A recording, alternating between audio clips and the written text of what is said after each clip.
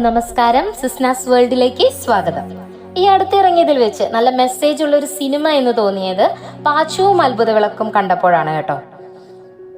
ഒന്നല്ല, അതിൽ കൂടുതൽ സന്ദേശങ്ങൾ നൽകുന്ന നല്ലൊരു സിനിമയാണ്.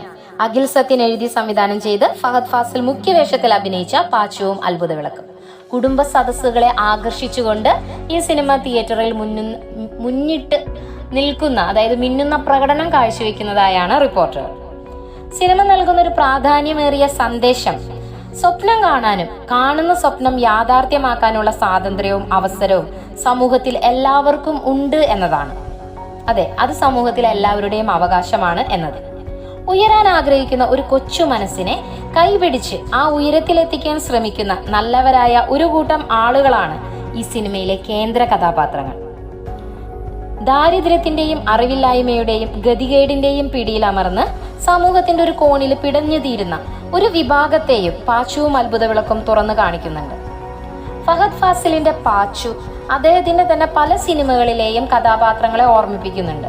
പ്രത്യേകിച്ചും ഞാൻ പ്രകാശൻ എന്ന ചിത്രത്തിലെ പ്രകാശനെ പലവട്ടം പാച്ചുവിലും കണ്ടു.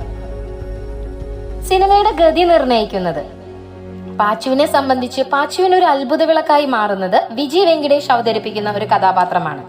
വിജി വെങ്കിടേഷ് വളരെ ശക്തമായിട്ടുള്ള ഒരു കഥാപാത്രവുമായാണ് ഈ സിനിമയിലൂടെ മുമ്പിലേക്ക് വരുന്നത്.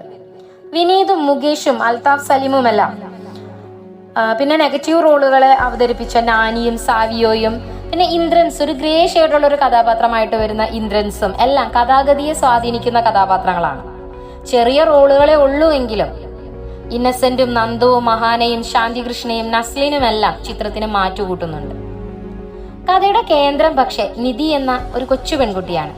ധ്വനി രാജേഷ് അവതരിപ്പിച്ച ദൈന്യതയേറിയ മുഖവും എന്നാൽ നിശ്ചയദാർഢ്യവുമുള്ള പെൺകുട്ടി.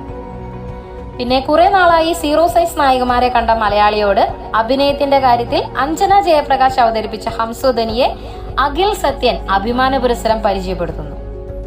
നാച്ചുറലായി ഉണ്ടാകുന്ന നല്ല കോമഡികളാണ് ഈ സിനിമയുടെ പ്രധാന ഹൈലൈറ്റ് എന്നും പറയാം. അൽതാഫ് സലീം ആയാലും ഇന്നസെന്റ് ആയാലും ഫഹദ് ഫാസിൽ ആയാലും വളരെ നാച്ചുറൽ ആയിട്ട് കോമഡി ഉണ്ടാക്കുന്നുണ്ട്. വൾഗറായിട്ടുള്ള ഒരൊറ്റ സംഭാഷണം പോലും അല്ലെങ്കിൽ അതിനെ സൂചിപ്പിക്കുന്ന കോമഡി ഒന്നും ഈ സിനിമയിൽ ഇല്ല എന്നുള്ളതും എടുത്തു പറയേണ്ടതാണ്.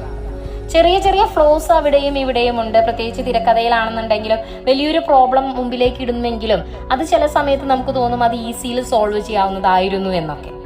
എങ്കിലും വളരെ നല്ല കഥയും നല്ല ഗാനങ്ങളും നല്ല സിനിമാറ്റോഗ്രഫിയും പാച്ചുവിനെ നമുക്ക് പ്രിയപ്പെട്ടതാകും. തീർച്ച. എല്ലാവർക്കും നന്ദി.